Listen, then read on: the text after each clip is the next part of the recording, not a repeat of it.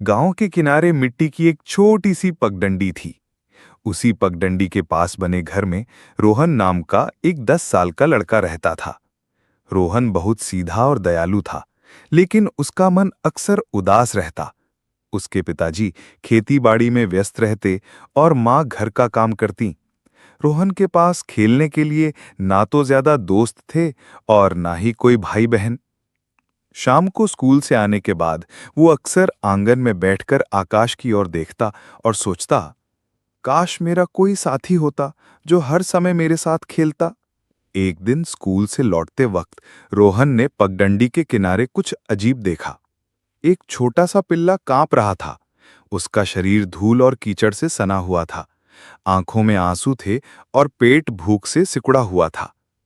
पिल्ले ने रोहन की ओर देखा और धीमे धीमे अपनी पूंछ हिलाई। रोहन का दिल भर आया।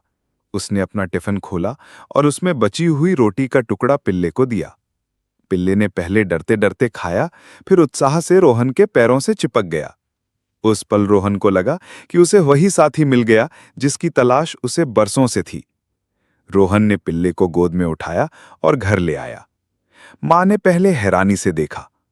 ये कहां से उठा लाया तू? घर में पहले ही खाने का टोटा है और अब एक मुंह और बढ़ा देगा। रोहन ने मिन्नत की। मां, इसे रहने दो ना, देखो कितना प्यारा है, मैं अपना खाना भी बांट लूंगा। मां ने पिल्ले की मासूम आंखें देखी और मान गई। रोहन ने उसका नाम रखा टोमी। उस दिन से टोमी उनके घर का सदस्य बन गया। धीरे धीरे टोमी और रोहन की दोस्ती गहरी होने लगी। सुबह जब रोहन स्कूल जाता तो टोमी दरवाजे तक छोड़ने आता और शाम को दौड़कर वापस लेने जाता। दोनों साथ में खेलते, खाना खाते और रात को आंगन में एक दूसरे से लिपटकर सोते। टोमी रोहन को देखकर उछल पड़ता और अपनी पूंछ ऐसे हिलाता जैसे कह रहा हो, तू मेरा सबसे अच्छा दोस्त है। गांव के लोग जब रोहन को टोमी के साथ देखते तो मुस्कुरा कर कहते, वाह क्या जोड़ी है, लड़का और कुत्ता दोनों सच्चे साथी। टोमी धीरे धीरे बड़ा और होशियार होने लगा। वो खेतों में जाकर चिड़ियों को भगाता ताकि बीज सुरक्षित रहें। कभी कभी वो माँ का हाथ चाटकर जैसे कहना चाहता, आप थक गईं, मैं भी आपकी मदद करूंगा। टोमी सिर्फ खेल का साथी नहीं था, बल्कि पूरे परिवार का रक्षक बन गया था।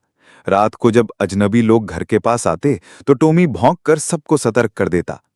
गांव वाले कहते, रोहन का कुत्ता बहुत वफादार है, ऐसे कुत्ते हर किसी को नसीब नहीं हैं। एक साल गांव में बड़ा मेला लगा। झूले, मिठाइयां, खिलौने और नाच गाने की धूम थी। रोहन भी अपने दोस्तों के साथ मेला देखने गया।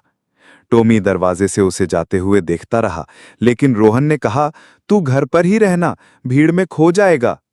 टोमी उदास होकर बैठ गया।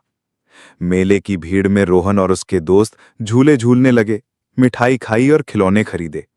लेकिन अचानक भीड़ इतनी बढ़ गई कि रोहन अपने दोस्तों से बिछड़ गया।